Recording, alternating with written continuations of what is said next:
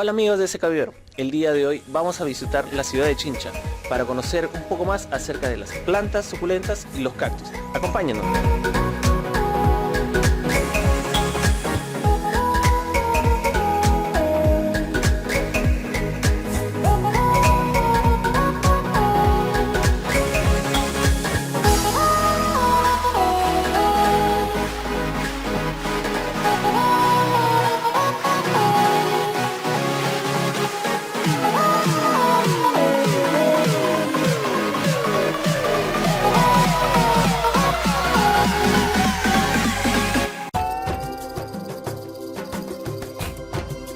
Tenemos un grupo de plantas que están especialmente adaptadas a la falta de agua, a la falta de precipitaciones en su medio ambiente o en medios naturales que tienen las precipitaciones muy estacionales en ciertas épocas del año.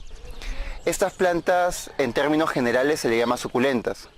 Las plantas suculentas almacenan el agua como reserva, tanto en sus hojas o en sus tallos, que son carnosos, y justamente esto es lo que le da el nombre. Las plantas suculentas crecen en todas las regiones del mundo donde hay zonas áridas, pero la mayor cantidad está concentrada en el sur de África y en las regiones secas de América. Normalmente las plantas suculentas en general se les divide en cactus y otras suculentas. Los cactus tienen un lugar aparte dentro del mundo de las suculentas porque son plantas con unas formas típicas. La forma del cactus, de una planta cilíndrica, de una planta globular, que tiene espinas, que son hojas modificadas justamente para no perder agua por transpiración. Los cactus son plantas nativas de América, del continente americano, y exclusivas de este continente. Les voy a hablar ahora sobre las adaptaciones que estas plantas tienen, adaptaciones que han hecho a la forma de su cuerpo, a su anatomía, y bueno, que son las que le dan este carácter ornamental tan interesante a estas plantas. Un grupo de plantas suculentas han seguido el camino de engrosar sus hojas. Sus hojas son más gruesas que la de una planta normal, justamente para almacenar el agua para estas épocas de escasez. Por ejemplo, bueno, algunas especies, como algunos géneros como las gasterias, los sedums, que son hojas bastante carnosas que sirven para almacenar el agua para épocas de escasez de esta misma.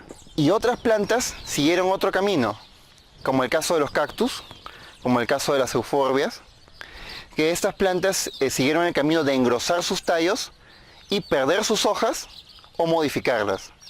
El caso de los cactus, que es como estos que estoy señalando, ¿no?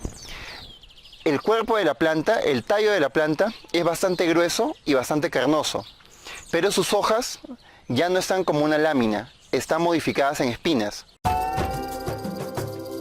En cuanto a las plantas suculentas, un género bastante común en las colecciones y en los cultivos es el género Echeveria, por ejemplo, esta especie de aquí, o esta otra especie. Este, por ejemplo, es el género Agave. Es un género americano también, igual que el género anterior que mostré, Echeveria. Un género africano es el género Aloe, donde están incluidas todas las variedades de plantas conocidas como sábilas. El género Gasteria es un género mayormente del sur de África. Otro género africano de suculentas, el género Haworthia. Otro género interesante es el género Lithops, que son conocidos como las piedras vivas. Son plantas pues que se asemejan mucho a las piedras como una manera de camuflarse para que los animales herbívoros no se las coman.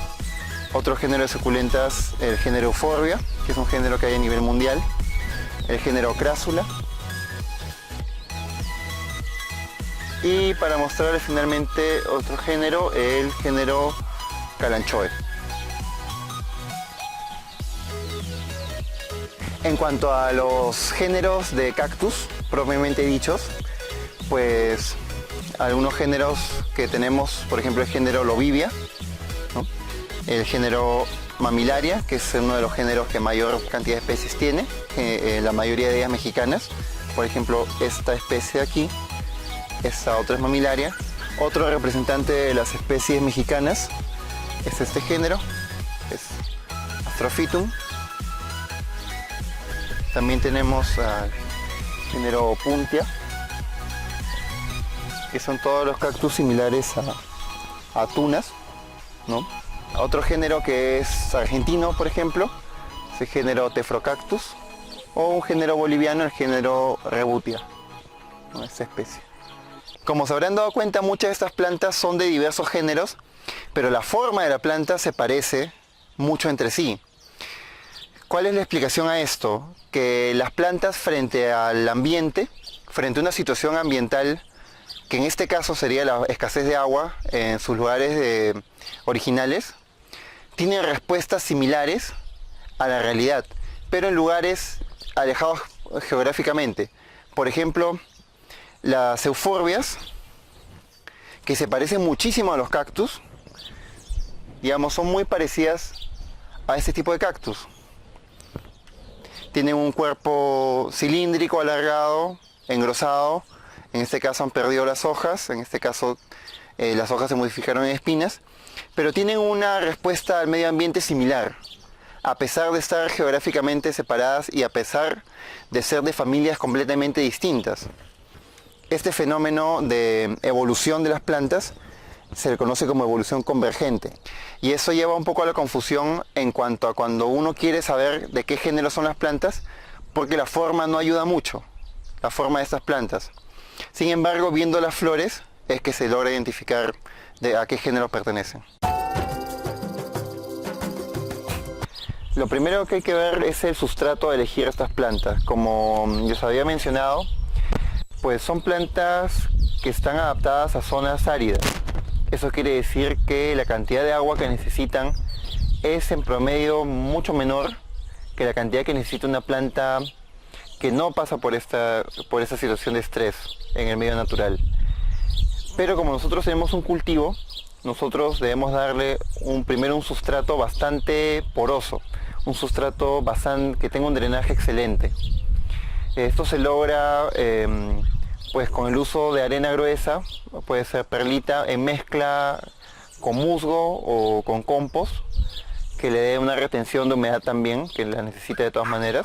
Y bueno, pues esto se ve, por ejemplo, en algunas plantas que podemos sacar, que el desarrollo de las raíces es bastante bueno en un sustrato que está compuesto de musgo, arena gruesa y perlita, donde la materia orgánica, que es el musgo, pues es el 50% de la mezcla, el 40% arena gruesa y el 10% en la mezcla de perlita. Otro aspecto del cultivo que hay que tener en cuenta es que una vez que tienes el sustrato, que es bastante drenante y es un sustrato bastante poroso, pues el tema del riego. Estas plantas, pues la cantidad de agua que necesitan es en general poca, pero cada vez que se rieguen deben regarse completamente. El riego debe asegurarse que el agua entre en toda la maceta hasta que drene. No es que necesiten poca agua, sino que los riegos deben ser espaciados. Cada cuánto tiempo se riega, pues cada vez que el sustrato se nota completamente seco. Pero si uno tiene la duda de si regar o no la planta, pues mejor es no hacerlo, porque la mayor cantidad de pérdidas de plantas que hay es por pudriciones. Esperamos que este primer video relacionado a los cactus y suculentas les haya sido de bastante información. No se olviden acompañarnos para la segunda parte, donde conoceremos un poco más acerca de este tema. Hasta una nueva oportunidad. Hola niña que va al sur, puede ser más rápido, mi dije mirándote exaltado. Pues puede tener bastante... ¿En qué? Sorry. 1, 2, 3. A ver, Andrés, coméntanos, ¿qué es lo que tenemos acá? Cactus, fue quemado de Ya, pues.